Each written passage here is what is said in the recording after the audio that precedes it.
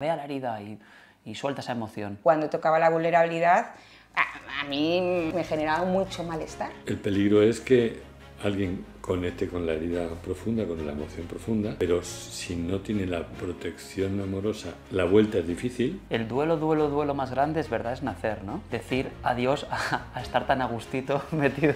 Y cuando yo trabajo mi rabia contra mamá, estoy trabajando mi rabia contra ese personaje de la cabeza. Mi madre puede estar viva o muerta, puede estar feliz en su casa, puede estar lo que sea. Episodio número 7 del podcast de Protopía Humana. Sí, y 7, un número mágico, y puede que con él pues, nos traiga una gran sorpresa, por lo menos para nosotros.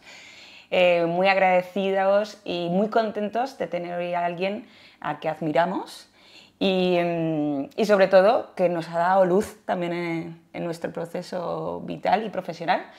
Así que hoy tenemos a Pepe Zurita, cofundador y director del Instituto Galene, y hoy nos viene a hablar pues, qué es esto del humanismo integrativo, que es hablar un poquito más sobre el duelo, ¿no? Una herramienta muy importante y un concepto que a lo mejor tenemos que tener en este momento vital, pues entenderlo, ¿no? Y conocerlo para poder a veces atravesarlo, ¿no?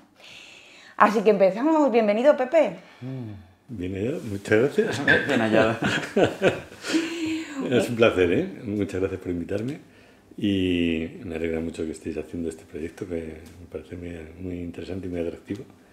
Y que, bueno, pues que antiguos alumnos míos pues tengáis éxito, me encanta. Genial, para nosotros es un honor tenerte hoy aquí y sobre todo pues poder hablar de algo que a nosotros nos cambió la vida y nos movió también, ¿no? Que era descubrir que era esto del humanismo, ¿no? Y el humanismo integrativo. Entonces, si te parece, podríamos empezar por esta primera pregunta, ¿no? Si a alguien le tuviéramos que explicar qué es esto del humanismo dentro de la terapia, ¿cómo le podríamos decir qué es, ¿no? Para que pueda tener algunos elementos? O sea, el término es exclusivamente humanismo, o el término psicoterapia humanista o enfoque humanista, es fundamentalmente tener en cuenta al ser humano como un ser integral, ¿no? Con conducta, pensamientos, emociones y espiritualidad. No todas las corrientes humanistas lo contemplan todo, pero sí el ver al ser humano como algo más que conducta o algo más que pensamiento es parte de ese concepto. Tiene muchos más, ¿no? O sea, el respeto, el cuidado al otro, el poner la intencionalidad en el paciente. O sea, es otro concepto diferente de la inmensa mayoría de los enfoques que son cognitivo-conductuales, la inmensa mayoría en el mundo, por esa necesidad de ser científico y de tener evidencia científica que quien lo puede aportar es el enfoque cognitivo-conductual. El enfoque humanista pues es menos fácil de hacer estudios con evidencia científica, aunque se han hecho y muchos, pero se ocultan. Pero bueno, ese sería el humanismo. El humanismo integrativo es otra cosa que está dentro de ese abanico de enfoques humanistas que se basa fundamentalmente en el amor en la relación terapéutica, porque después de muchos años, llevo muchos años trabajando como psicoterapeuta, 39, pues para mí lo más importante en una terapia es la relación terapéutica, sin ninguna duda. Lo que cura es la relación terapéutica, y dentro de la relación terapéutica lo que cura es el amor. Y el amor es lo que permite que, gracias a esa relación terapéutica, el paciente pueda cambiar, pueda crecer, pueda desarrollarse y pueda sanar. Sin amor no llegamos a ese fondo. O sea, podemos cambiar conductas, podemos cambiar pensamientos, podemos hacer cambios superficiales. Aparentemente puede ser una solución, porque dice, ¡ay, me ha desaparecido esto! ¡Ah, bien! Y dentro de un tiempo volverán, porque si no hemos tocado los niveles más profundos, pues saldrá por otro lado, ¿no? Entonces, Para mí el amor es la clave fundamental. Y luego, en nuestro enfoque, el objetivo fundamental es acompañar al paciente a resolver a nivel emocional profundo, que no es lo más frecuente en este entorno terapéutico, porque la inmensa mayoría de las intervenciones son desde lo cognitivo-conductual, otro bloque desde el psicoanálisis y claro, nuestro enfoque sí que potencia mucho esa búsqueda o ese acompañamiento a la persona a que resuelva a nivel emocional profundo sus conflictos y mientras lo resuelve, que camine hacia la autonomía personal. Serían esos dos objetivos, ¿no? Y se puede resolver a nivel emocional profundo solo si hay amor real y profundo en la relación terapéutica, porque si no, no tiene la protección, el soporte protector para que el paciente se atreva a enfrentarse a esos demonios profundos en su interior, ¿no? Porque si se hiciera, hay técnicas que también están como de moda, de trabajo emocional profundo, catártico, por decirlo así, que creo que no cuidan esta protección. Entonces, ¿cuál sería el riesgo de sí que ir a esta emoción profunda y soltarla, pero sin el marco? O sea, ¿cuál es el beneficio que tiene el marco del amor estando ahí? Porque tú puedes soltarla, ¿no? Tú puedes decir, venga, ve a la herida y suelta esa emoción. ¿Pero en qué favorece? Por supuesto que conozco muchos espacios donde se puede trabajar a ese nivel y no todo es sano. Es más, hay algunos trabajos de ese tipo que han descalificado el trabajo que hacemos nosotros porque lo único que falta es el amor, que como no se ve, pues no se contempla, ¿no? Entonces, el peligro es que alguien conecte con la herida profunda, con la emoción profunda, pero si no tiene la protección amorosa suficiente, pues la vuelta es difícil. O sea, en ese looping de tránsito que se produce en esa catarsis para poder soltar y poder restaurar la normalidad de la realidad que pisa el paciente, pues se puede quedar ahí colgado por un lado. Y por otro lado, el aprendizaje que hace el paciente es que esto no es bueno. O sea, bueno, yo a vosotros os lo he contado muchas veces, pero para mí cada trabajo emocional tiene que tener final feliz, tiene que tener un aprendizaje de que ha sido bueno que yo me haya atrevido, que me haya enfrentado, que haya resuelto y que el paso siguiente no confirme la amenaza que había en el pasado, ¿no? De perder el amor de mamá, de quedarme solo, de ese abandono. Entonces, si yo transgredo la prohibición parental de expresar emociones y el resultado de la transgresión es que me quedo solo y confirmo que mamá tenía razón, o sea, que me quedo solo y me quedo abandonado, confirmo el abandono, pues ese camino no solo no ha sido bueno, sino que cierra muchas puertas para el futuro, porque yo no me voy a volver a atrever a hacer esto, porque me quedó horrible, ¿no? Entonces, nosotros por eso, cada vez que hacemos un trabajo emocional, vamos en profundidad a esa emoción arcaica atrapada, pero el paso siguiente tiene que ser acogimiento, amor, protección, para que la experiencia del paciente post trabajo emocional sea tan amorosa, tan cuidadosa, tan de bienestar, de paz interior, de calma, que la experiencia quede como que bien hecho en atreverme, en pasar el susto del principio, pero me ha merecido la pena, porque además mi vida ha cambiado. Porque esta emoción que tenía y que me estaba haciendo daño ya no está. Vale. ¿Podríamos poner un ejemplo para que la gente pudiera entender mejor ese proceso? No sé si te viene alguno, a lo mejor podríamos sacar alguno incluso personal. No sé si Pepe ahí te viene alguno así que pudiera... Pues de esta parte, ¿no? En lo que decimos, ¿no? Que cuando trabajamos el lado emocional, cómo el amor intercede en el cierre, ¿no? De este proceso, ¿no? Que hablabas. Cuando hablamos de amor, hablas al final de que ese paciente o ese ser humano que ha hecho un esfuerzo o que ha roto ciertas creencias limitantes, ¿no? Que vienen de la familia, pueda encontrarse al otro camino, esa aceptación abierta de está bien, ¿no? Esto está bien también, esto que has mostrado también está bien dentro de ti. Entonces decía si te venía algún ejemplo para que pudiéramos decir, pues yo qué sé, una persona,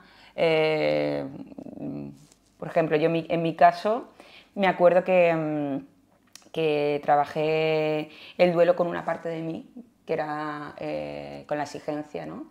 Y a lo mejor no me permitía muchas veces tocar la parte de la vulnerabilidad. Entonces, cuando tocaba la vulnerabilidad, a mí lo que me generaba mucho malestar inicialmente, ¿no? Entonces, como un terapeuta, en este caso humanista integrativo, ayuda a que pueda integrar un paciente, por ejemplo, esa característica que a lo mejor ha tenido que vetar a esa persona por cómo ha entendido que tiene que ser el mundo. Para mí me cuesta encontrar un ejemplo porque es tan obvio para mí, después de tantos años, que puedes transitar, puedes contactar con esa herida y transitarla y resolverla solo si te sientes lo suficientemente protegida afectivamente como para atreverte a dar ese paso. Porque si no, mi experiencia es que si no tienes esa conexión afectiva potente o el paciente tiene una herida de confianza tan grave que a pesar de tener una maravillosa relación terapéutica con ese paciente, cuando se acerca al borde del abismo, en vez de dar un paso de confianza y salir adelante, lo que hace es agarrarse con las uñas y no acaba de dar el paso, porque no se atreve. Entonces, si conseguimos crear el entorno, la relación terapéutica, lo suficientemente sólida, segura, amorosa, tan de confianza como para que la persona se atreva y se enfrente, no va a haber ningún problema. Pero si no, es que no se va a enfrentar, se va a ir por otro lado. O podrá decir, no, ya está. O sea, yo recuerdo un paciente que era muy racional y sí, ya está, ya lo he entendido. Y no había forma de que diera el siguiente paso, porque para él ya estaba, porque no estaba dispuesto a pasar por ahí. Entonces, el miedo le decía poner una barrera y como nosotros trabajamos desde el respeto más absoluto, pues tampoco, no puedes hacer más que acompañarlo y ya está. Y me da mucha pena que alguien se quede a las puertas y no transite, no resuelva, ¿no? Pero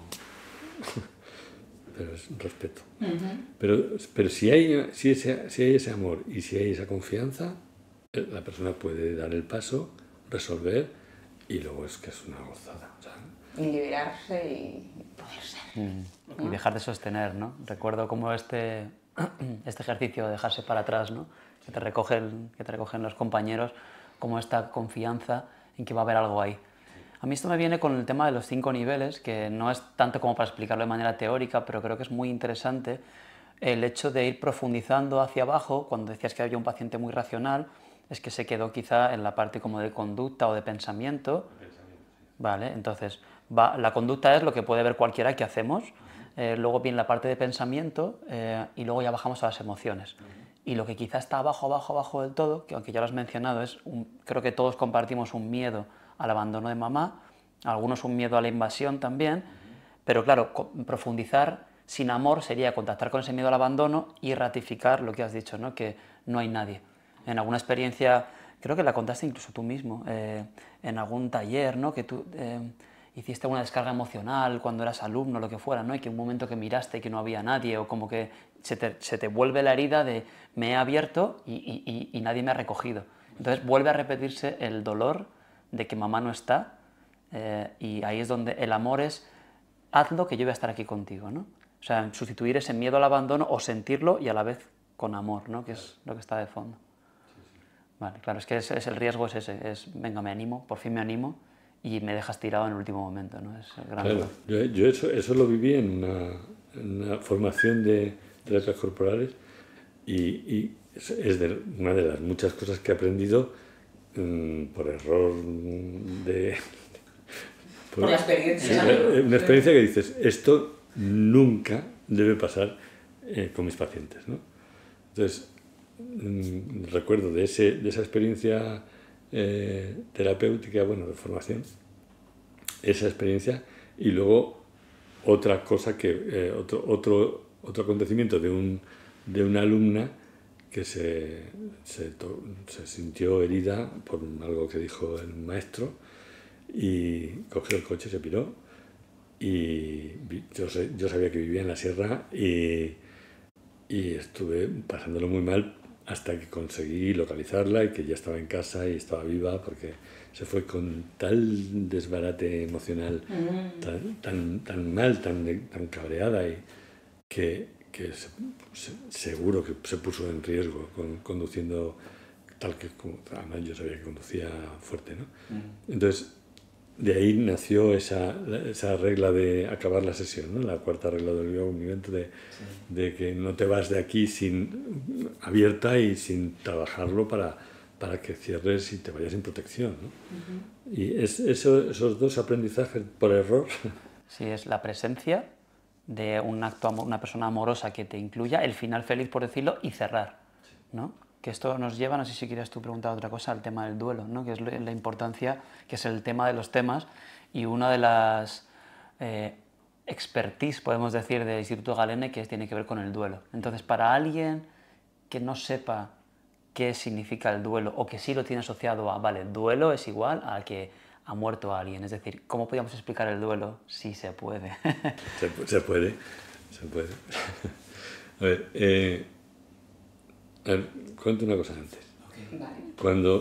Cuando trabajábamos en el modelo de la psicoterapia humanista integrativa, que nuestro objetivo queríamos llegar a la resolución del conflicto a nivel emocional, cuando te pones a trabajar emociones, pues tú haces un trabajo emocional y hay un desahogo.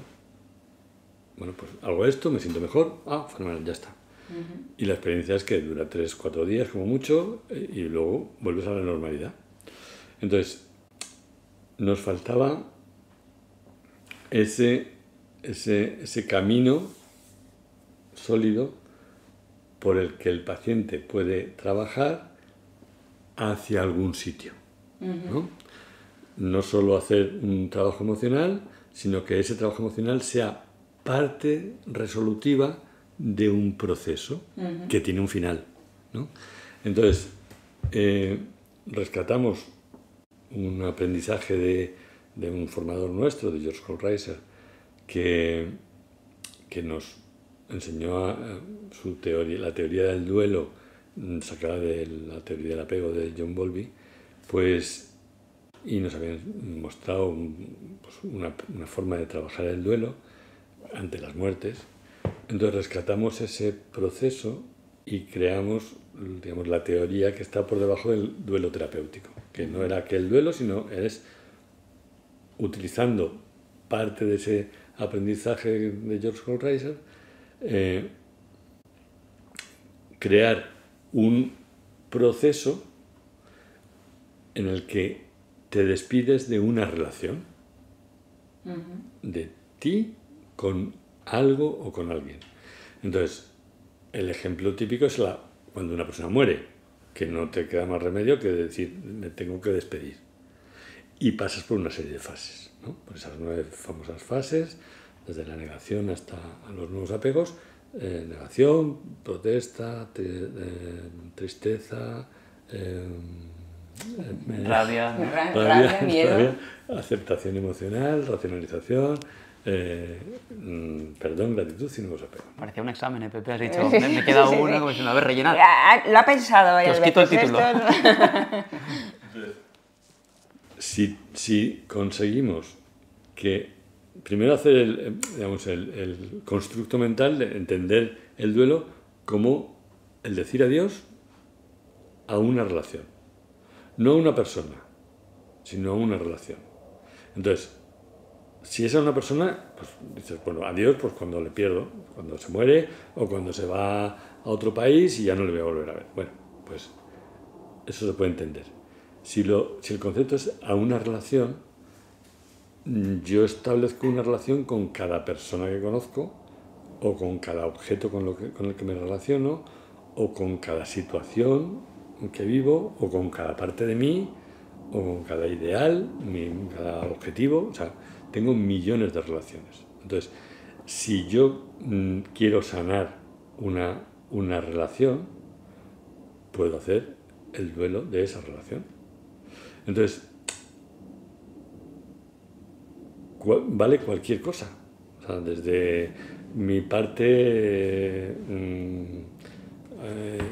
intransigente, por ejemplo. Pues yo hago el duelo del Pepe intransigente y si consigo hacer ese trabajo, ese proceso liberador y saco ahí todas mis emociones que están enganchadas en esa relación con mi yo intransigente y puedo despedirme de ese yo o de esa parte de mí y le digo adiós y después establezco unos nuevos apegos con esa energía que ya no está de la relación, pues yo me he quitado, si no todo, una gran parte de ese yo intransigente.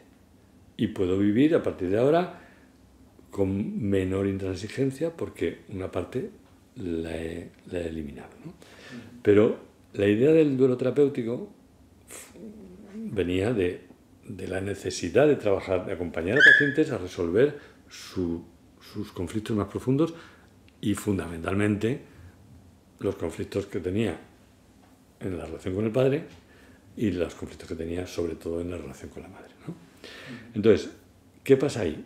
Que cuando una persona hace el duelo de la relación con el padre, está resolviendo todo lo que tiene sin resolver de la relación con el padre desde este momento hacia atrás en el tiempo hasta el momento en que fue concebido incluso, ¿no? Entonces, si nos ponemos a hacer todo ese proceso, resulta que van a salir emociones que son de conflictos que se generaron en la relación con el padre, con lo cual, haciendo el duelo del padre, no solo resolvemos la relación con el padre, sino se resuelven los conflictos generados en esa relación. Y cuando ya haces el duelo de la relación con la madre, pues ahí están la madre de todos los conflictos. O sea, están todos los conflictos de esos 1000 primeros días, que son los días clave de creación de la psicopatología y de todos los conflictos más importantes, son los primeros 3 meses de vida. Entonces, en esos 1000 primeros días, la relación fundamental que tiene la persona o el bebé es con su madre. Está su padre también, pero fundamentalmente es mamá, ¿no?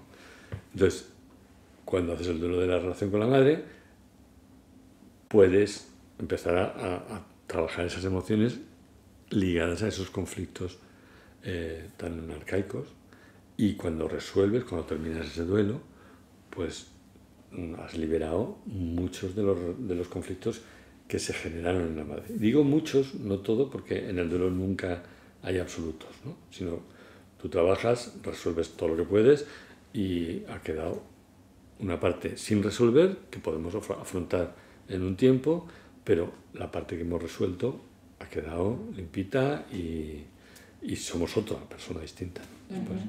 No sé si me explico. Sí, o sea, yo creo que una cosa importante que se podría también matizar es que para hacer ese duelo con tu padre o con tu madre no hace falta que haya fallecido, por ejemplo, es decir, que puede ser un conflicto vivido en el momento presente actual, que puedas ponerlo en un proceso de duelo, es decir, que hacer este trabajo emocional liberador sin necesidad de matar al padre y matar a la madre, que muchas veces... Sí, de hecho lo hablábamos previo a cámara. ¿Cómo haríamos con alguien? Porque alguna vez me ha sucedido que hace este descarga emocional con esta relación con su padre o su madre y luego sienten culpa. Me dicen, no, pero pobre señora, no, pobre señor, se han hecho todo lo que han podido, o se quieren pasar inconscientemente de la fase de negación del duelo a la fase de agradecimiento, que es, yo le agradezco mucho, sí, yo qué tengo que decirle, ¿no? Y a veces puenteamos o nos saltamos la parte emocional.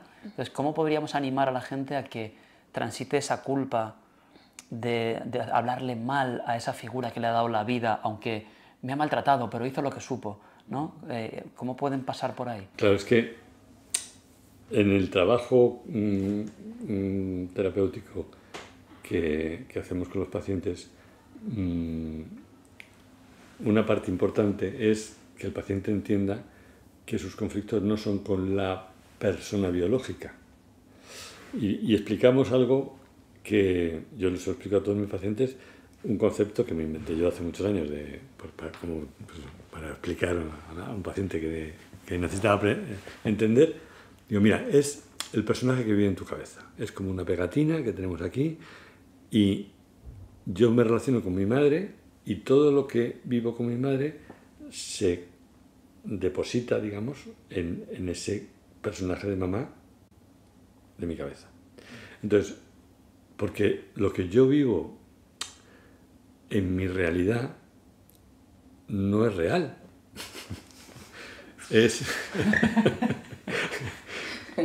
Esto va a ser un clip. Lo que yo vivo en mi vida no es real. A ver, yo hace muchos años escribí un artículo que era ¿es real la realidad? Y la conclusión es que no. O sea, bueno, yo lo que vivo no es lo que pasa, es cómo filtro y cómo entiendo y cómo siento lo que está pasando.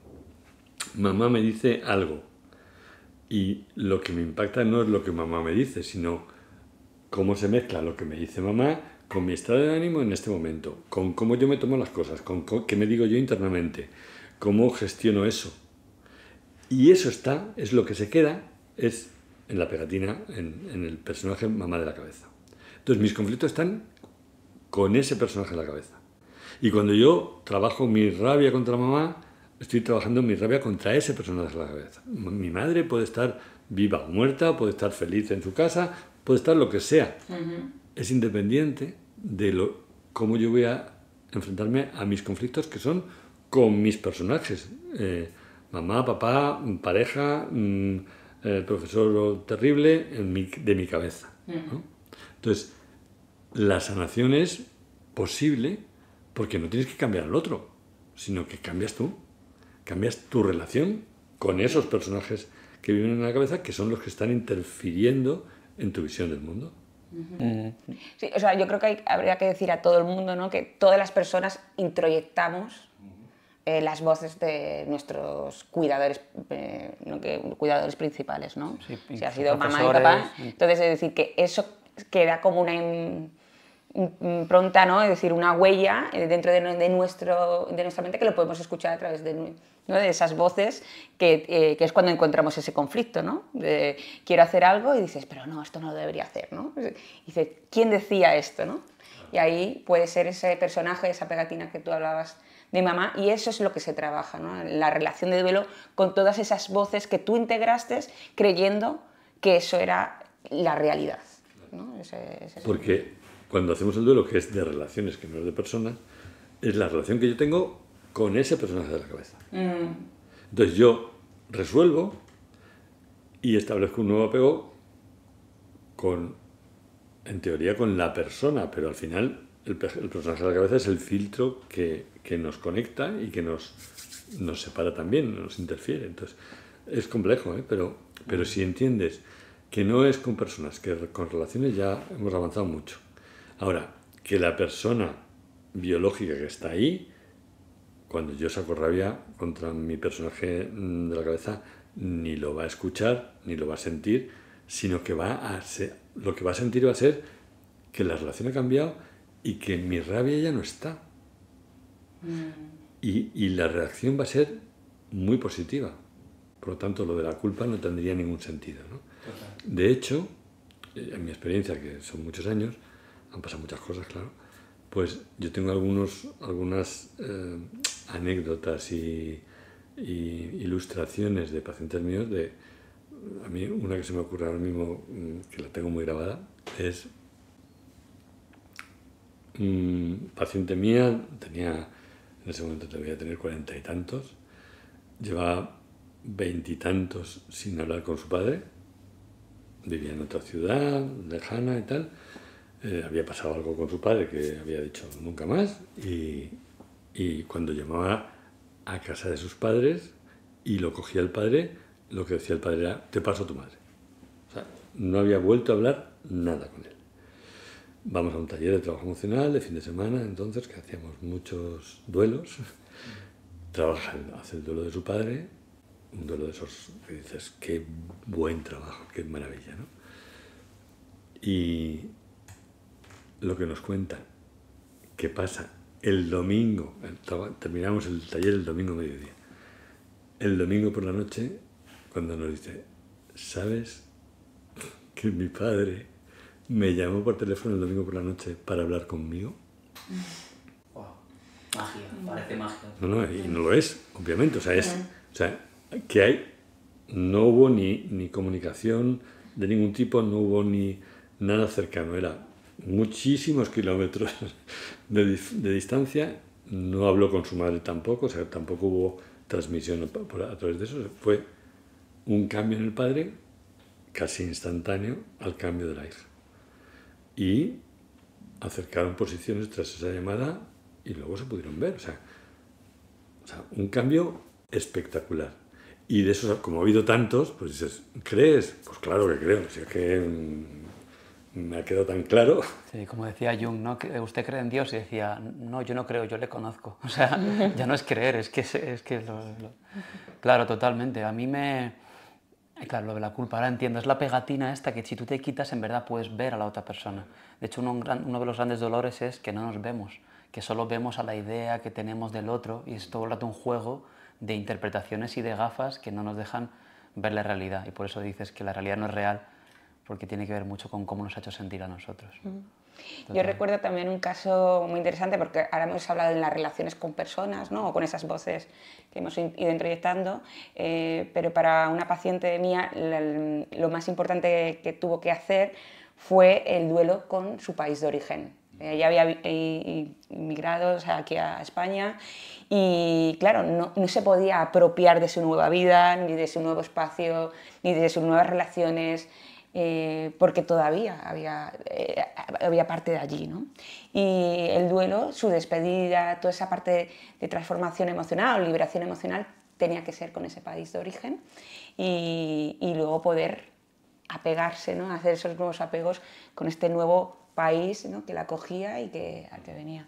Y fue para ella muy importante porque inicialmente encontrábamos una persona con mucha apatía, a veces con mucha ansiedad, se habían metido mucho en ella misma, ni siquiera quería hacer cosas, ¿no? Y fue decisivo para poder apropiarse en el momento que estaba actual, ¿no? En su momento presente. Pero necesitó tener un tiempo para decir adiós y nadie le había dicho, ¿no? Lo importante que era decir adiós a ese lugar tan bello donde había crecido y que echaba tanto de menos pues, sus comidas, sus relaciones, sus vínculos. Y es que además, mientras no hagas ese duelo, los duelos migratorios son necesarios, porque mientras no hagas el duelo, no estás aquí, estás entre aquí y allí, y la culpa de no estar allí atendiendo a la gente que quieres de allí no te deja vivir tampoco aquí, ni te decides a establecer vínculos aquí porque no es definitivo, porque todavía es provisional, porque no es el duelo del pasado, ¿no? Entonces eso es fundamental. Si es que lo de los duelos, deberíamos estar haciendo duelos Todo el rato. y la idea, en una terapia, yo cuando un paciente llega a la primera sesión, ¿no? Y le cuento lo que es, dónde se está metiendo y en qué consiste la terapia y tal, si me da tiempo le explico el duelo así a grandes rasgos y le digo, si resumimos la terapia consiste en que tú resuelvas los principales duelos de las principales relaciones de tu vida, ¿no? Resumiéndolo mucho, sería que hagas el duelo de la relación con tu padre, y ahí los conflictos se generan en la relación con tu padre, y que hagas el duelo de la relación con la madre y resuelvas todos los conflictos que hay en la relación de la madre. Y resumiéndolo mucho, que hagas el duelo de la relación con la madre, porque en un momento determinado la madre lo es todo, pues ahí van todos los conflictos, ¿no? Eso sería el resumen de la terapia. Pero mientras resuelves esos duelos, lo que estás haciendo es aprender a hacer duelos y a fluir en los duelos. Entonces, cuando tú terminas la terapia, aparte de haber resuelto tus conflictos, tu vida la vas a vivir sin engancharte en las relaciones, sino fluyendo. O sea, si en tu relación de pareja cada noche haces el duelo de la relación de pareja y te dices adiós mi amor, que duermas bien, pues al día siguiente te despiertas con ese nuevo apego de deseo de disfrutar de esa relación. Y no guardas rencores del pasado, no guardas situaciones sin resolver, sino que fluyes en el día a día y esa vida es muchísimo más feliz y más libre, ¿no?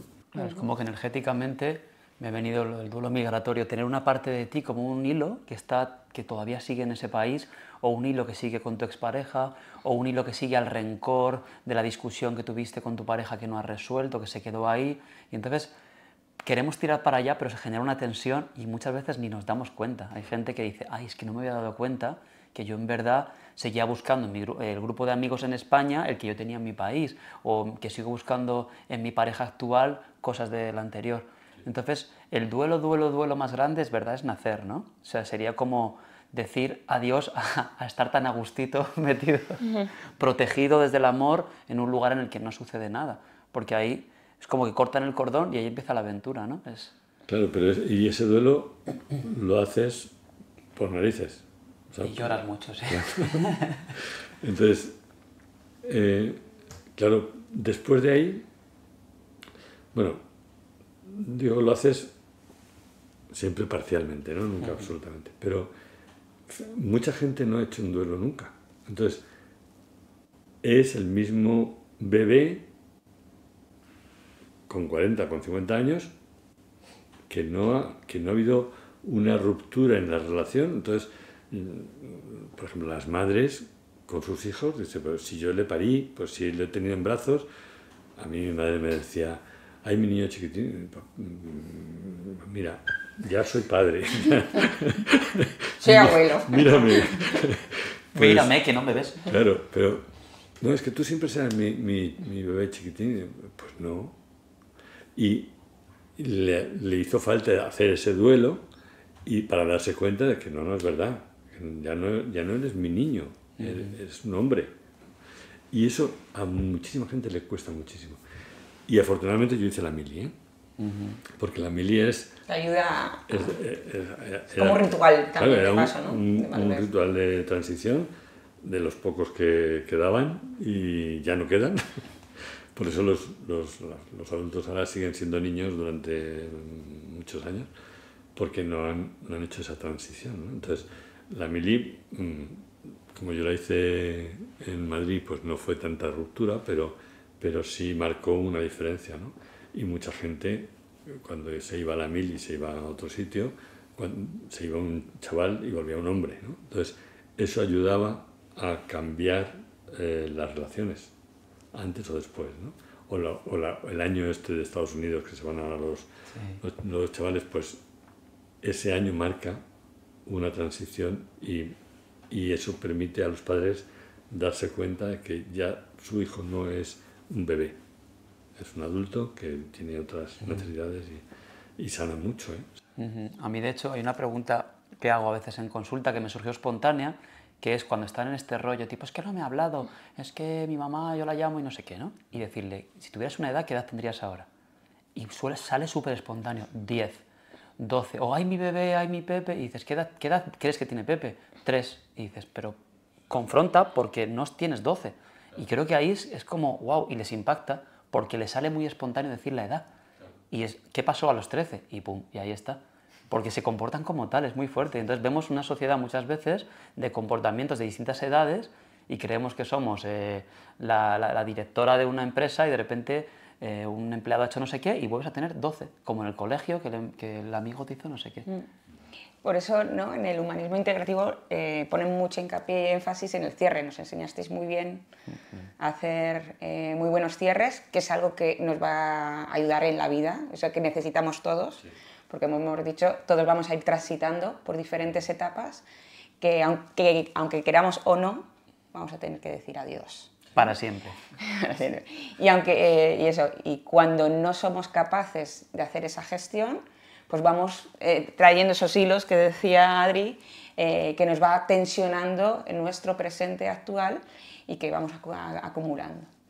Entonces, me gustaría hablar pues del Instituto Galene, un poco cómo llegaste a esta idea de crear ese increíble espacio y encuentro donde acompañáis a profesionales pues a entender la importancia, ¿no?, de este trabajo emocional profundo y también de los cierres. Entonces, mi pregunta sería ¿cómo llegas ahí? ¿Cómo llegas a crear todo esto? Por casualidad, como siempre. Ah, bueno, buenísimo. Pues mira, yo estaba trabajando con muchos pacientes de esta forma, desde el amor, pero sin tanta estructura, o sea, era como lo que yo había aprendido y gestionaba pues bien, porque salía bien, pero sin demasiada estructura, ¿no? Entonces, tenía muchos pacientes sobre todo, muchos pacientes que eran profesionales. Entonces, empezaron a decirme, oye, a ver si hacemos algo para que tú me enseñes cómo trabajar, porque yo quiero trabajar como tú. Uh-huh. Y de ahí partió la idea de crear el instituto como... Instituto es no solo consultas, no solo tratamiento, sino también formación. Y claro, por supuesto, yo no era quien para enseñar. Mi idea del instituto fue pues, empezar a llamar a gente de alto nivel que traíamos al instituto y hacíamos talleres de fin de semana para enseñar a mis pacientes un trabajo interesante, ¿no? La primera que trajimos fue Joanna Richards de Inglaterra. Yo me acuerdo que tenía 40 años en ese momento porque cuando me despedí de ella, que me impresionó muchísimo, un altísimo de altísimo nivel, decía que tenía 14 letras detrás de su apellido, que eran PhD, no sé qué, de TSTA, o sea, de títulos, ¿no? Como títulos que reconocía que eran para su madre, o sea, que los había hecho para intentar conseguir el amor de mamá.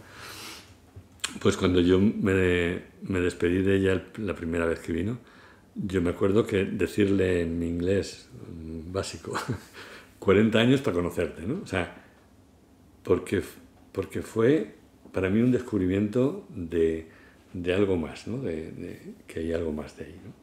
Entonces, ese instituto, pues eso, fue para hacer talleres. Yo empecé a hacer algunos talleres de principios básicos de la psicoterapia humanista integrativa, así con mucha humildad.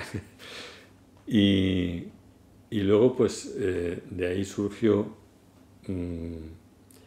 pues un día en la playa tomando el sol, que me encanta, pues se me ocurre la idea de hacer un máster, ¿no? Y como tantas otras veces con Maca, con mi mujer, pues compartí la idea y lo que yo esperaba era, pero ya estás tú con tus locuras, no sé qué, no sé cuánto. Dijo, qué buena idea, ¿no? Entonces, de ahí empezamos a construir. Era muy difícil una formación, porque entonces no había prácticamente máster en España, y mucho menos de psicoterapia humanista, había uno en Barcelona que además contacté con ellos y ayudaron también en la construcción del máster, Ramón Rosal y Ana Jimeno, que fueron profesores también de las primeras promociones. Nos ayudaron mucho también en crear, en construir, digamos, la estructura de la idea, ¿no? Y fue un trabajo muy serio, muy profundo, muy de buscar qué queremos enseñar, para qué queremos enseñar, qué es lo que queremos que aprendan nuestros alumnos. O sea, la clave fundamental era que aprendan a trabajar. Eso, porque a mí, en todas las escuelas que yo me había formado, no me habían enseñado a trabajar. Y claro, yo empecé a trabajar con mucho miedo porque sí estoy haciéndolo mal. Porque nadie me ha enseñado, nadie me ha dicho, es por aquí y además, mira, te aprobamos, eso quiere decir que sabes, ¿no?, trabajar. Pues no había pasado eso. Entonces, enseñar a trabajar era una premisa fundamental. Enseñar a trabajar desde nuestro modelo. Transmitir cómo se establece una relación terapéutica con amor o desde el amor era algo dificilísimo. Porque nos salía, pero de ahí a transmitirlo y que lo aprendan los alumnos fue un reto. Y que el tránsito, o sea, el proceso de aprendizaje fuera compatible con la vida, o sea, que no te tuvieras que apartar de vivir para estudiar, eso para mí era muy importante, y que aprenderás la profesión a trabajar desde este modelo. Y eso no era nada fácil, y menos en aquellos tiempos. O sea que fueron 10 promociones presenciales, como se hacían entonces, a módulo mensual. Empezamos 3 años, luego redujimos a 2 años, pero un fin de semana sí, otro no. Que había un alumno que venía de Hamburgo, cada 15 días se cogía su avión, se venía tan encantado de la vida y hizo un máster fantástico. O sea, pero era muy costoso económicamente y energéticamente, ¿no? Y ya en la 11ª promoción cambiamos al semipresencial, entonces fue con todo un equipo de terapeutas en nómina trabajando para crear esos textos, vídeos, ejercicios, actividades que todos los alumnos transitan para construir su yo profesional, o sea, la estructura profesional que luego les va a ayudar a sostener a sus pacientes, sabiendo trabajar, ¿no? O sea, teniendo la seguridad de que sabes, ¿no? Pues eso costó muchísimo y ya en la 11ª promoción lo sacamos y vimos el cambio de nivel tan grande que había entre los alumnos de la 11ª con los de la 10ª, que fue una promoción excepcional, que acabaron, más de la mitad de los terapeutas que se salieron de la 10ª fueron los que contratamos. O sea que eran muy buenos, pero se veía un cambio de nivel brutal por ese camino que todos pasabais para construir ese yo profesional, ¿no? Entonces eso, junto con los encuentros presenciales, pues hacía una buena formación, ¿no? Entonces todo eso ha ido evolucionando. Ahora ya está en marcha la promoción número 25, cartela. Estamos ya matriculando para la promoción número 26 y en estos años ha cambiado mucho, ha madurado mucho el máster, ha evolucionado mucho. Y una cosa que a mí me encanta, que esto no me lo esperaba, o sea, me lo he encontrado por casualidad. Y es que para un formador, saber si mis alumnos son buenos profesionales, pues en terapia es muy difícil, porque no me voy a meter yo en las sesiones, ¿no?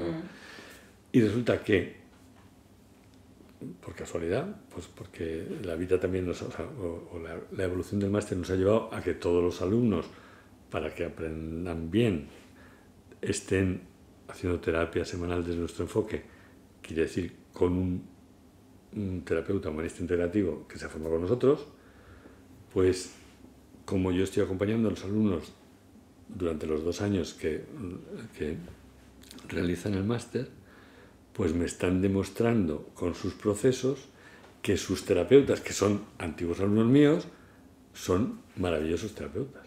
Con lo cual, estoy ya completamente seguro de lo buenos profesionales que sois los alumnos que se han formado con nosotros.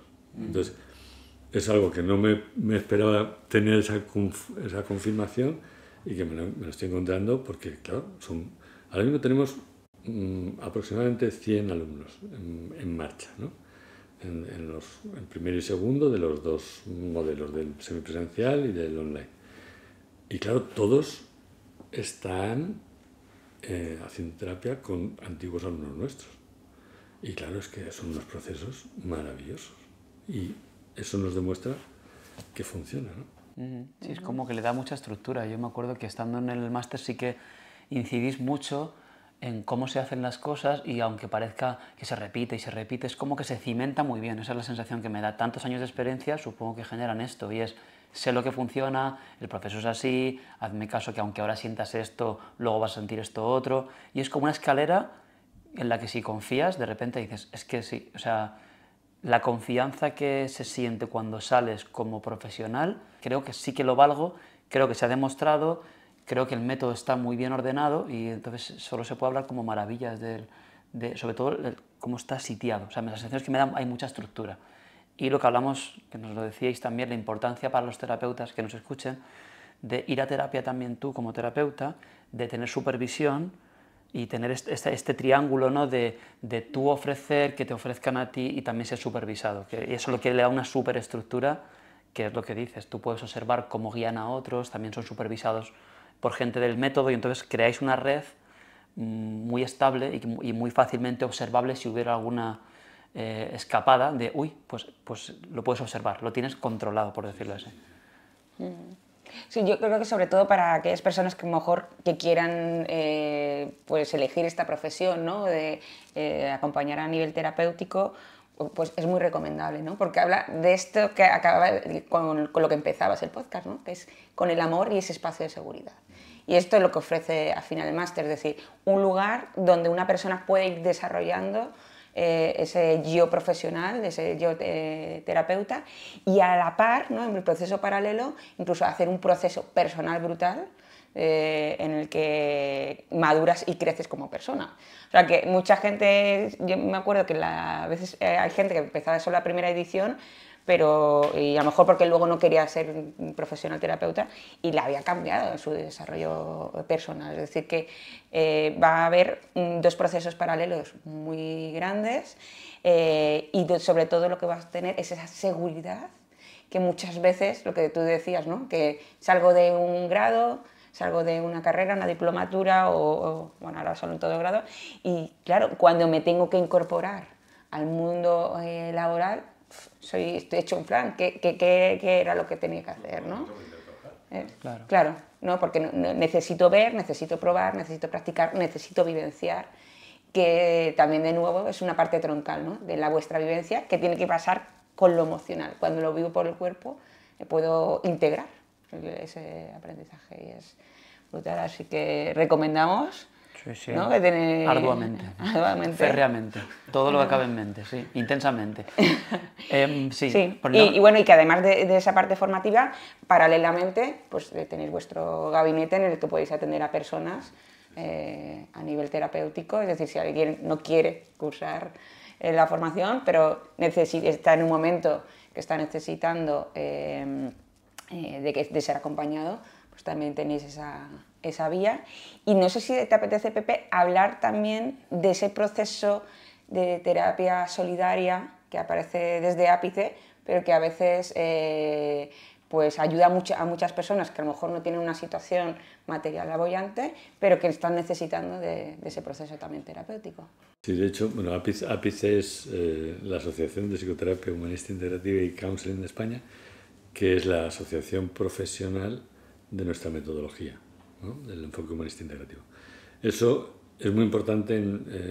O sea, ahora mismo Ápice está resurgiendo, estamos cambiando muchas cosas para poder ofrecer un respaldo a todos los profesionales y a muchas pacientes que también quieren asociarse, pero sobre todo es para profesionales.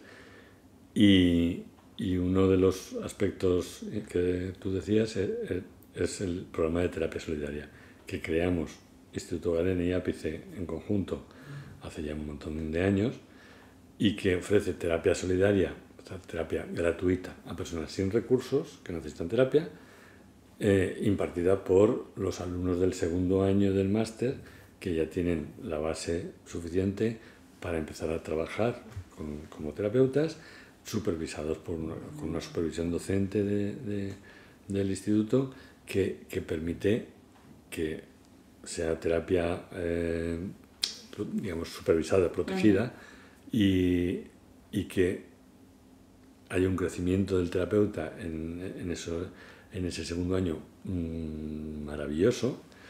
Y para los pacientes es una maravilla poder trabajar sin tener que pagarlo, porque no pueden pagarlo. Y cuando termina el terapeuta sus prácticas, se puede enganchar a otro proceso con otro terapeuta de otro grupo, con lo cual hay pacientes que llevan 4 o 5 años de terapia continuada, cambiando de terapeuta, pero el proceso es suyo, o sea que no lo notan, por supuesto, que es parte del trato, ¿no?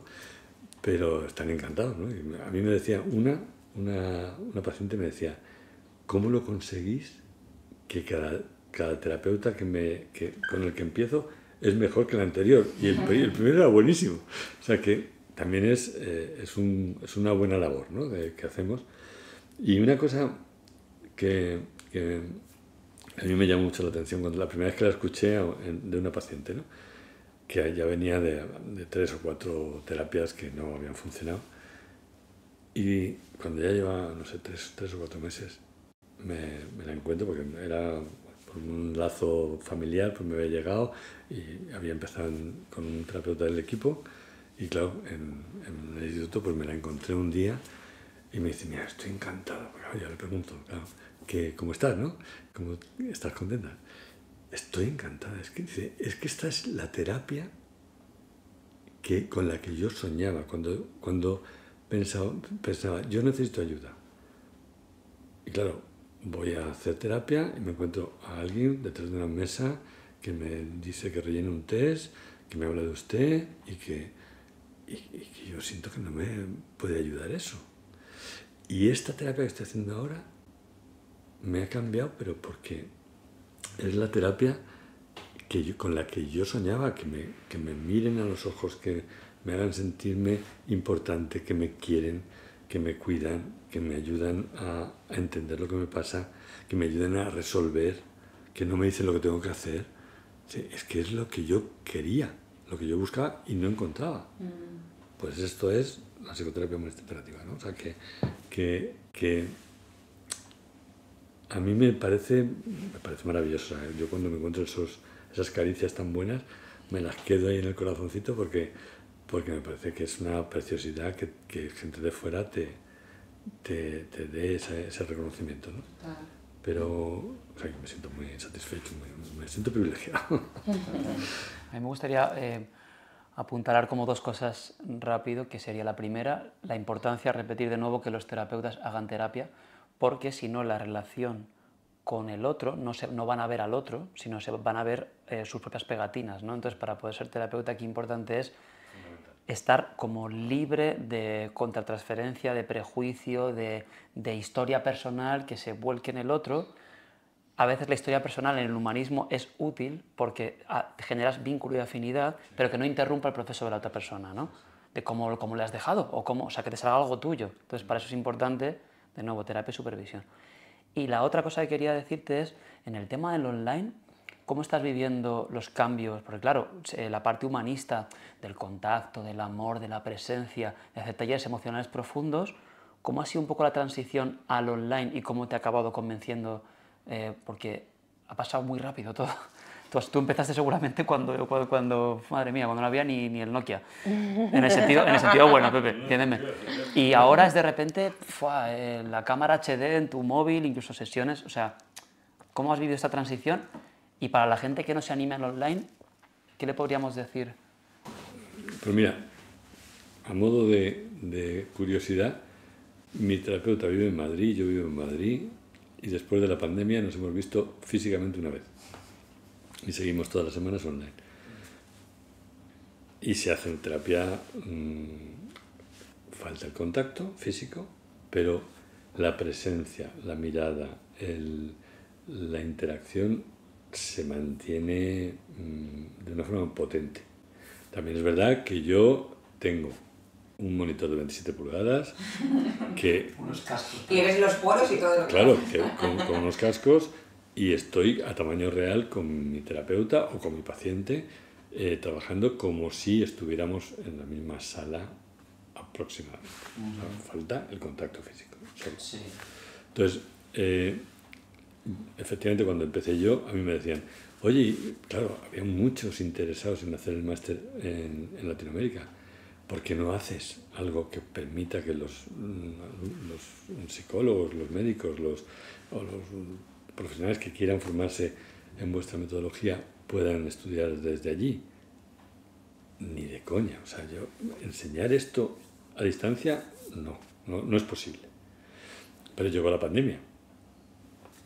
O sea, ya habíamos hecho la modalidad intensiva en la que hacían toda la parte online en su país y venían un mes al año intensivo a Madrid y lo hacían muy bien, era agotador para ellos, para nosotros era terriblemente demoledor porque eran primero y segundo año juntos en el mes de noviembre y claro, o dábamos clase en primero o en segundo y los ratos libres a atender a nuestros pacientes, o sea que era un mes de esos demoledor. Entonces ya lo cambiamos por el online. Y porque la pandemia nos enseñó que se puede hacer. Y eso, que en la pandemia lo que hicimos fue como una especie de apaño de grabar por Zoom lo presencial. Y cuando creamos el máster online fue diferente. Vamos a crear un modelo para que sea online. Entonces cambiamos todo el concepto, porque en el semipresencial son 6 encuentros de fin de semana en el primer año y 7 en el segundo. En el online son clases telepresenciales de 3 horas todas las semanas, todos los jueves. Y claro, eso nos obliga, primero, a tener profesores de todas las asignaturas, las 28 asignaturas del primer y segundo año. Hay un profesor que da esos 2 jueves la clase telepresencial.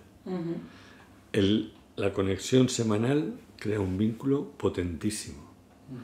Yo a todos les digo lo del monitor de 27 pulgadas porque a mí me cambia la vida. O sea, yo veo a los alumnos, yo veo a los 26 del grupo, los veo a tamaño... importante, claro, no es así. Sí, que les veo sus gestos, o sea, estoy con ellos. Y luego tengo la pantalla de mi portátil, que ahí es donde comparto pantalla y tal, para no dejar de verlos. Y que ellos vean al profesor o al alumno que está compartiendo a tamaño grande, es que cambia todo. O sea, porque eso ayuda muchísimo para que el máster llegue mejor, ¿no? Pero el modelo de formación es magnífico. O sea, se aprende muy bien.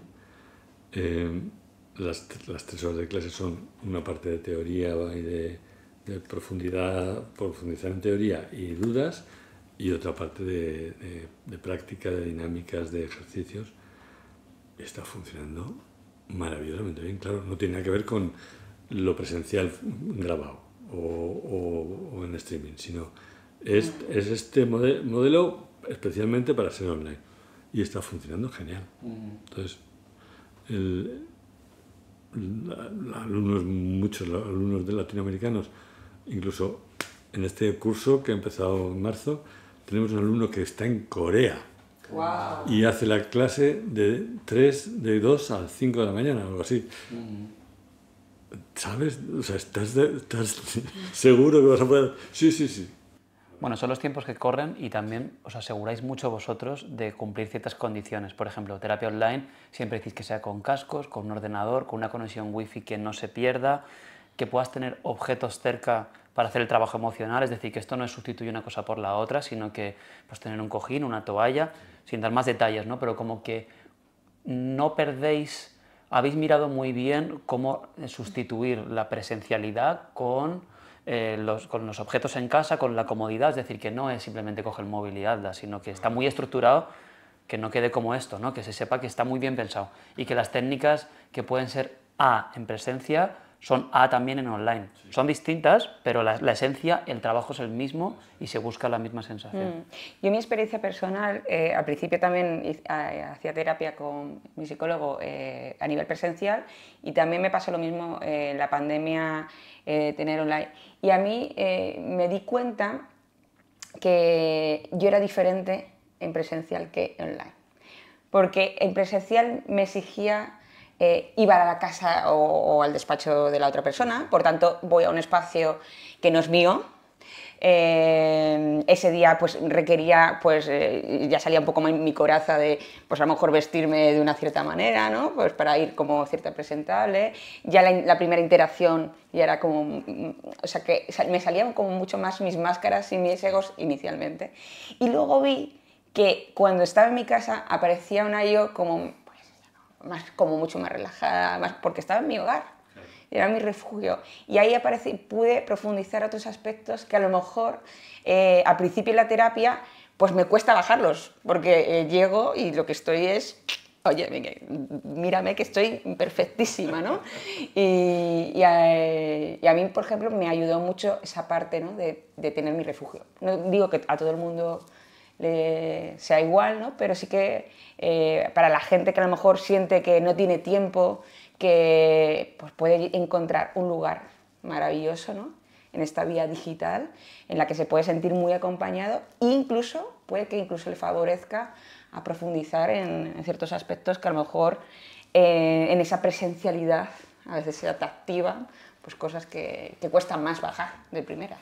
Tiene diferencias, pero reúne lo necesario para hacer un buen trabajo y a veces tiene ventajas y hay gente que dice no me hables de presencia, desplazarme todas las semanas es perder toda la mañana. Desde Corea, desplazarme, le pillo. No, pero esta mañana hablaba con una futura alumna o una posible alumna que vive en un caserío en el País Vasco y cuando hablaba de terapia decía, claro, ¿en qué ciudad vives? Digo, bueno, como me has dicho que vives en un caserío, ¿cerca de qué ciudad vives? Digo, bueno, pues estoy a medio camino entre Vitoria, San Donosti y tal. Claro, pero no me hables de perder una mañana o una tarde en ir a terapia a Donosti. Es implanteable, pues online, obviamente. Pues si yo en Madrid, que tengo moto además y que llego a la consulta de mi terapeuta en 10 minutos, no, bueno, es un acuerdo entre los dos, ¿no? Pero no nos merece la pena, o sea, porque no hay tanta pérdida como como ventajas, ¿no? Entonces, sí, quizá el sistema nervioso, me está viniendo eso también de la moto, ¿no? En tu caso, por ejemplo, hoy llueve y dices, pues salgo de la consulta presencial, salgo así como, wow, mira estas cosas, y de repente el estrés del abrirse de la máscara del entorno puede generarte de nuevo que te vuelva el contenido original de cómo venías. Es decir, que también está el riesgo, la presencialidad del autobús, el metro, el ruido, y que en casa es un espacio también controlado y que tú, después de la terapia, si tú quieres y todo va bien, tú puedes mantener tu espacio de calma, te puedes dar una ducha. Bueno, cada uno tiene su cosa, ¿no? Bueno, que puede requerir un estrés, ¿no? Si requiere mucho esfuerzo, lo que decía, si yo estoy en un caserío, que estoy aquí todos los días ahí con otro estilo de vida y justamente el día que tengo que ir a terapia tengo que hacer 100 kilómetros o los que sea, pues realmente a lo mejor ese encuentro no me va a ser tan satisfactorio porque siempre voy a tener como un factor anterior que me recuerde que esto es estresante para mí. Entonces a lo mejor ese espacio que tenía que ser de cuidado, pues se vuelve un poco agridulce, ¿no? Tiene ventajas y también pérdidas, pero porque el iniciar una sesión con un abrazo, que muchas veces pues es un abrazo que ya el paciente se echa a llorar y empezamos a trabajar en emociones ya directamente desde la puerta, ¿no? Bueno, pues eso es muy diferente. No es que no se pueda dar en formato online, pero es diferente. Entonces, sí. Claro, el estar en tu territorio te da mucho más tranquilidad, mucho más sosiego, mucho más paz. Y si lo haces bien y tienes eso, buena tecnología que ahora vale nada, o sea, es que merece la pena, ¿no? Si es tomárselo en serio, una buena conexión con cable y un buen monitor, pues te da la presencialidad casi en casa, ¿no? Entonces es un buen avance, porque hasta la pandemia esto se hacía con cuentagotas porque, bueno, cuando yo empecé, yo recuerdo haber hecho una sesión telefónica con un terapeuta mío en Estados Unidos, que costó un dineral, pero era telefónica. Y yo he tenido algunas sesiones, porque no tenía cobertura por tal, con el teléfono, y se consigue una intimidad solamente con la voz, que yo recuerdo varias sesiones de esas míticas que dices, y fue con los cascos puestos y yo paseando por mi despacho hablando con mi paciente. Y una terapia profunda y de sanadora, y no había nada más que la voz, sí. Pero era suficiente como para transmitir esa presencia, ese acompañamiento, ese amor. Porque claro, además si por Zoom tienes la mirada... Y tienes como esta sensación de rigidez, ¿no? De me están mirando y es como, ay, no puedo ni beber agua, ¿no? Y si estás solo por teléfono, estás en la cama quizá arropado y entonces todo tiene su aquel, ¿no? Sí, yo creo que de nuevo no es el formato, sino lo que ha transmitido él, ¿no? Que al final es la capacidad que tenga ese profesional, ese terapeuta, de estar presente, ¿no? De rellenar ese amor, ¿no? Y da igual cuál sería el formato. O a lo mejor puedes tener un presencial y con alguien que dices, pues no hay feeling, no hay conexión y puede ser horroroso. Y lo que dices, una llamada telefónica, si hay vínculo, si hemos creado vínculos, si hemos creado esa línea, es decir, que los factores o aspectos más importantes de una terapia, que nosotros lo decimos muchas veces a los pacientes, es que mínimo el 50%, ¿no? De que haya tenido feeling. Porque yo puedo saber mucho o poco, pero si no hemos tenido feeling, ¿no? Es decir, si no hemos podido crear ese vínculo, si no te sientes cómodo con la forma de que cómo te acompaño, cómo me dirijo a ti, pues seguramente va a ser difícil para ti poderte abrir, ¿no? O ser, por lo menos crear ese espacio seguro, clarísimo, que hemos dicho, ¿no? Clarísimo. Es la clave. Y yo creo que ese feeling es... yo muchas veces cuento en el máster, ¿no? Y lo repito, porque es que es muy importante, la necesidad de poder querer a tu paciente para poder establecer este vínculo basado en el amor. Y a mí me ha pasado, pues, muy pocas veces en mi vida, pero de no poder querer a mi paciente, que chirríe, o sea, que no hay sintonía, no hay conexión afectiva y puedes llegar hasta un nivel muy superficial y punto, ya está. Pero si se establece esa conexión afectiva, eso puede ser maravilloso, ¿no? Recuerdo un paciente, que es una cosa que habitualmente no se hace, en la primera sesión, que acabamos en un abrazo muy profundo y él llorando en mi hombro, y fue él quien me lo pidió. Normalmente en la primera sesión pues hay más distancia y más respeto porque no sabes tampoco qué... ¿Cuál es su historia? Claro. Y fue, o sea, de esas conexiones profundas que él ya venía, pues porque un amigo suyo le había recomendado hacer terapia conmigo y venía ya, pues, claro, eso ya más o menos lo que podía esperar. Entregadito, ¿no? Pero, y habíamos hablado una vez por teléfono y bueno, pues ya habíamos conectado por teléfono suficiente como para yo saber también que podía trabajar con él y quererle, ¿no? Y me cuenta su historia y claro, empieza a llorar, yo le pongo una mano en la rodilla y le dije, ¿te parece bien que te toque? Sí, sí. Y conectó con más llanto, me mira a los ojos y dice, ¿me das un abrazo? Mira, fue, y se echó a llorar. Eso es, o sea, esa conexión es fundamental, ¿no? El poder permitirte ese intercambio emocional, ¿no? Y es clave para que te puedas confiar lo suficiente como para abrirte y contar todo lo que te pasa por dentro y enfrentarte a lo que sea. Es que es maravilloso, claro. Total. A mí me gustaría preguntarte, Pepe, antes de terminar, antes habías dicho que el máster tiene como una doble titulación, podríamos decir, ¿no? Que es psicoterapeuta y counselor, humanista integrativo. Definir qué es esto del counseling o counselor, ¿no? Que es algo bastante desconocido aquí en España, pero ya en otros países pues llevan trabajando mucho desde esa figura, pues para poder desvelarla, ¿no? Y que la gente también empiece a conocerla. Pues son dos profesiones diferentes, aunque comparten mucho, ¿no? La psicoterapia, yo muchas veces lo explico así, para que fuera lo más sencillo posible. Yo como psicoterapeuta acompaño a mi paciente a resolver los problemas del presente, de mi paciente, trabajando los conflictos de la infancia o del pasado. El counselor trabaja con su paciente o con su cliente, como le quiera llamar, para ayudándole a resolver los problemas del presente, trabajando con el presente, con las potencialidades, los recursos del paciente en el presente.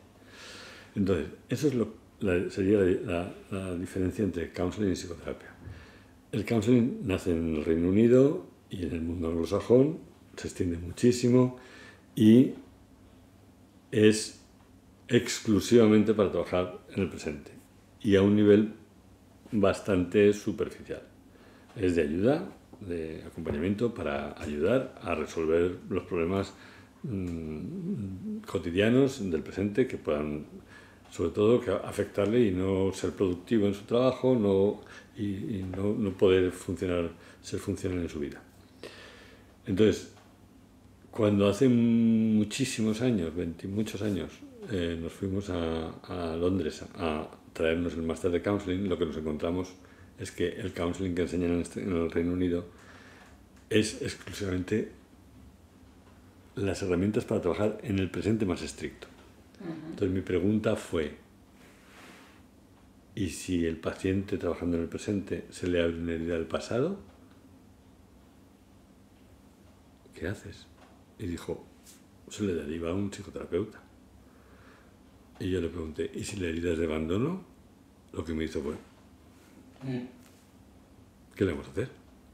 Pero ese paciente ni va a llegar al psicoterapeuta, ni va a continuar con su counselor, y se va a sentir abandonado, se va a retraumatizar.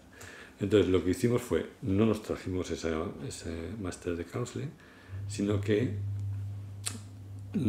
adaptamos nuestro máster de psicoterapia para enseñar a los counselors a trabajar en el presente, pero también con el aprendizaje de diagnóstico de si se abre una herida del pasado, que tengas herramientas diagnósticas para saber qué está pasando.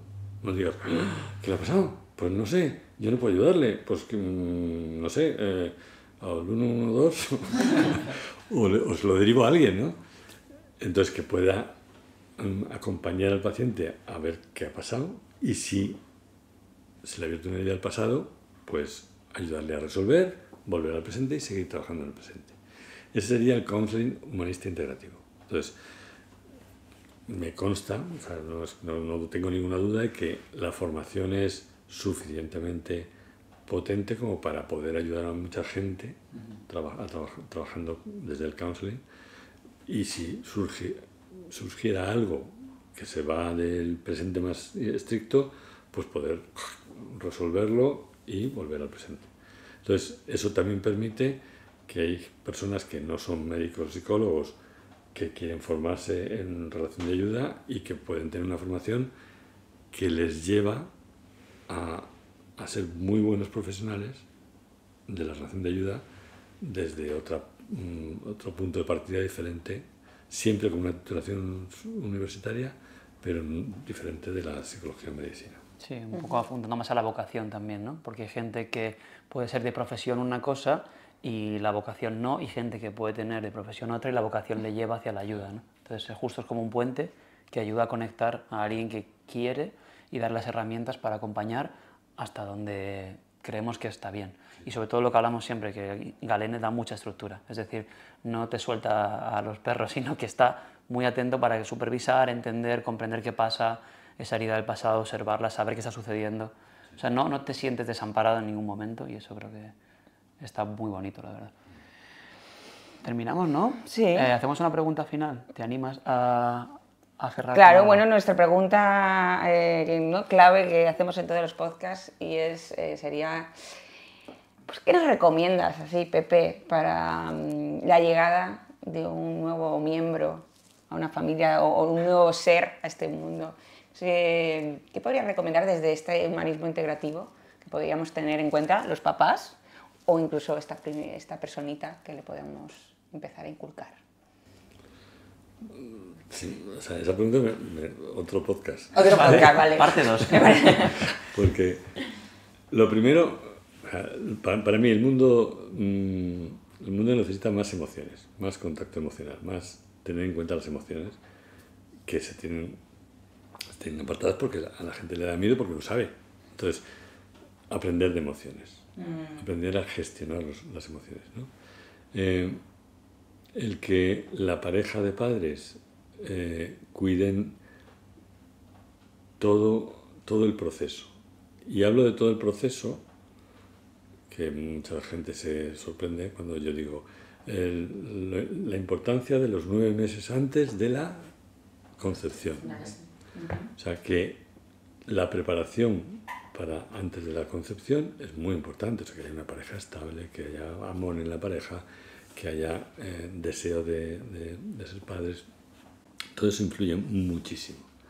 Luego, todo el embarazo, pues eso, el ocuparse de cuidar el proceso, de cuidar el amor de la relación, tanto de la relación de pareja como de la relación con el embrión, el feto, el bebé. O sea, todo ese proceso de crecimiento que se ha acompañado desde el amor, ¿no? Y desde que saca la patita, pues acompañarlo desde el amor. Eso para mí es clave, ¿no? Hablábamos antes de empezar esto de un libro que escribimos Maca y yo de Emocionarte con los niños, que es, o sea, emoción, arte, ¿sí? El arte de acompañar a los niños en su emoción, que es una herramienta muy buena para los padres para tener en cuenta, primero para saber de emociones y tener en cuenta a los hijos desde la emoción y enseñarles a gestionar sus emociones, ¿no? Me acuerdo que cuando presentamos este libro en el Ateneo de Madrid pedían un resumen, una frase de resumen de esto, y yo miraba ya a todos los padres que había ahí en la presentación y dije, como padres tenemos que aprender a gestionar nuestra propia angustia y no pasársela a nuestros hijos, ¿no? O sea, esa es una de las claves fundamentales, porque les pasamos nuestras angustias a los hijos. Entonces, si conseguimos evitar eso, ya hemos triunfado. Pero si le das un acogimiento amoroso y le enseñas por el modelo también a gestionar las emociones, a tenerlas en cuenta, a que son fundamentales, no muy importantes, son fundamentales, pues vuestra hija nacerá muchísimo mejor, sin duda. Pues claro. Pues nada, lo apuntamos. Sí, amor y no pasar las angustias. Y comprarnos el libro de Pepe y Maca, Emocionarte, que no lo tenemos, por cierto. Te lo podemos haber pedido y te lo hubiéramos pagado. Pues nada, pues lo tenemos ahí pendiente. Pues sí, pues sí. Y nada, pues muchas gracias, Pepe. Ha sido todo un placer cerrar el círculo. Nos has iluminado nuestro camino y nos has dado una... O sea, hemos llegado aquí por una curiosidad interna. Los maestros llegan cuando el aprendiz está preparado, entonces justo ha sido como un ciclo maravilloso. Y muchas gracias por darnos la vuelta, el feedback. Un placer, yo me lo he pasado muy bien. He disfrutado, me he emocionado. Estoy ahí con los ojos... emocionados, pero o sea, que me agrada mucho el compartir y el veros aquí en vuestro espacio, que me encanta. Y muchas gracias. A ti. Nada, pondremos también en la descripción donde encontrar a Pepe y también a su equipo, por si estáis algunos interesados en la formación o incluso en recibir terapia. Y nada, nos vemos en el próximo. Eso es. Bueno, pues un besito.